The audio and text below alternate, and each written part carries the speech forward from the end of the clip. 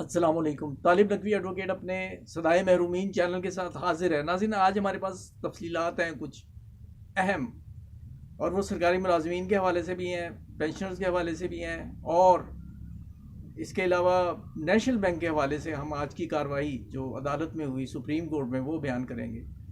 और पीटीसीएल के पेंशनर्स रहनुमाओं ने जो कोशिश की है और उससे पेंशनर्स के लिए आसानियाँ पैदा हुई हैं उसका हम जिक्र करेंगे। और अगर मुमकिन हुआ तो जो हमारे पास पैगामात आए हैं नेशनल बैंक के पेंशनर्स और दीगर लोगों के हवाले से, अगर टाइम बचा तो एक आधा वो भी मैसेज उन्हें रिप्लाई किया जाएगा। तो आइए वीडियो का आगाज़ करते हैं। लेकिन अगर आपने चैनल सब्सक्राइब नहीं किया तो प्लीज़ सब्सक्राइब करके बेल आइकन को क्लिक करें। इसका फ़ायदा ये होगा कि आपको ये आपसे ही मुतल्लिका वीडियोस जो हैं, बल्कि ये तो मल्टीपर्पज़ है, हर एक की वक्तन फ़वक्तन किसी भी टॉपिक पे इस पे शॉर्ट न्यूज़, आप ब्रेकिंग न्यूज़ आपको मिल सकती है, तो वो आप बेल आइकन को भी क्लिक करें। तो आइए बिस्मिल्लाह करते हैं। सबसे पहले तो हम ये बता दें कि pensioners, Pakistan pensioners welfare association वो इस वक्त मुजाहरा कर रही है प्रेस क्लब में। जिस वक्त मैं ये वीडियो कर रहा हूँ इस वक्त उनका मुजाहरा जारी है, और इनके साथ ये मुश्तरका मुजाहरा है। और इसमें जो पीटीवी की जो है एम्प्लॉइज़ वेलफेयर एसोसिएशन, वो भी इनके शाना बशाना है।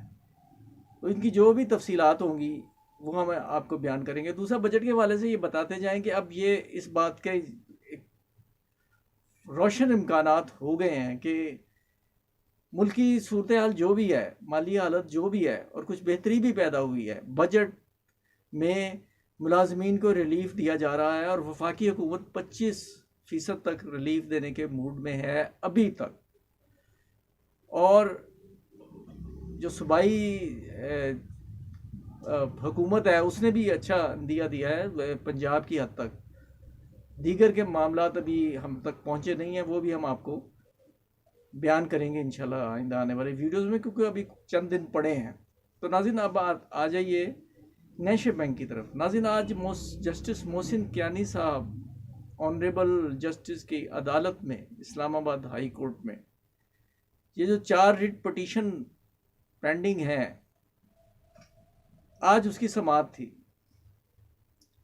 ये रिट पटिशन जो हैं बुनियादी तौर पर ये 4 अफराद ने दायर की थी, और उनके मैं आपको नाम बता देता हूँ।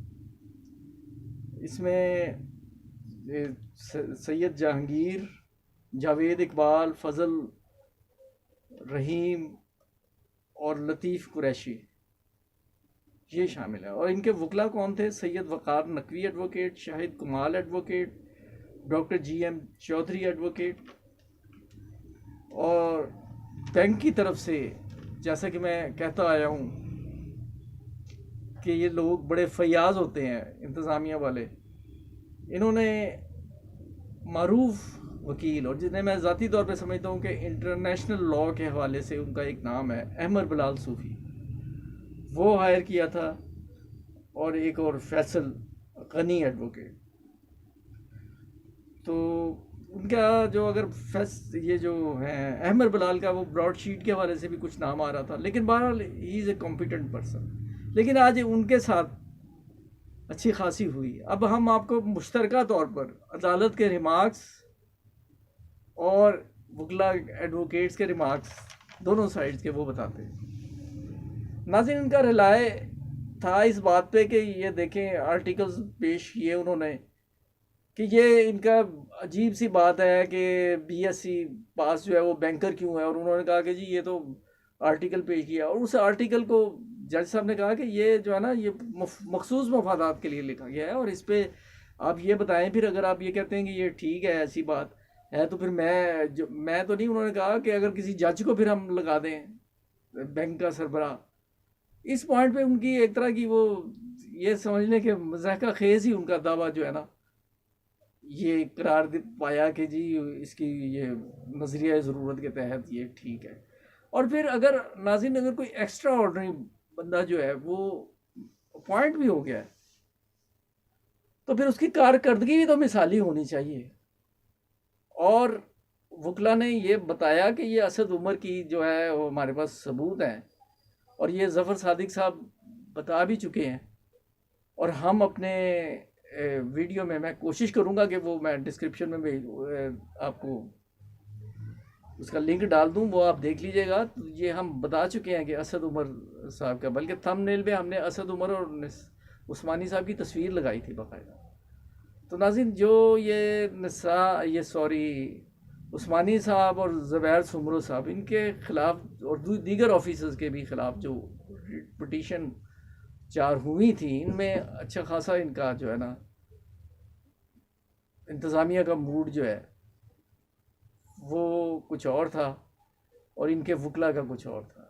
इंतज़ामिया के वकला नींबुओं पर मट्टी झाड़ते रहे क्योंकि उन्होंने पैसे हलाल करने थे, लेकिन उनके पास आए बाएँ शाएँ के अलावा कुछ नहीं था।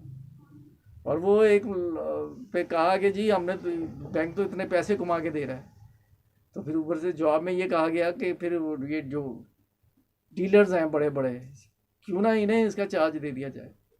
तो आज की जो है ये मुलाजमीन के लिए और पेंशनर्स के लिए ये अच्छी खबर है। और नाज़रीन, एक परेशान हाल ऑफिसर, उसकी बिपता मैं अगली किसी वीडियो में बताऊंगा।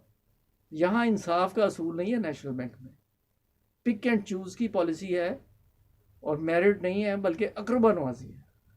इस पर भी किसी वक्त बात करेंगे। ज़फ़र सादिक साहब जो है ना, वो 2-3 बार ये सब बातें जो आज अदालत में हुई हैं हमारे चैनल पे कह चुके हैं। ये किस्सा हो गया नाजरीन तमाम। यहाँ अब हम आते हैं PTCL की जो एक मुलाजमी पेंशनर्स के लिए परेशानी हुई है कि उन्होंने कहा कि ये मैंडेटरी अब हो गया है कि आप बैंक अकाउंट खुलाएं, पोस्ट ऑफिस से आपको नहीं मिलेगी। और पाकिस्तान पोस्ट ऑफिस के भी एम्प्लॉइज़ हैं, उनका भी ये सिलसिला ख़त्म हो गया है और वो बड़े परेशान हैं। और इस पर मैं वीडियो भी बना चुका हूँ कि वो दूर अफ्तादा गाँव में डाकखाना तो ज़ाहिर है हर जगह मौजूद है, वहाँ बैंक नहीं है। और कई दूर अफ्तादा इलाकों में हमें कुछ लोगों ने बताया कंसर्न कि वो 2-2, 3-3, 4-4 मील का फासला तय करके उन्हें पेंशन लेना होगी।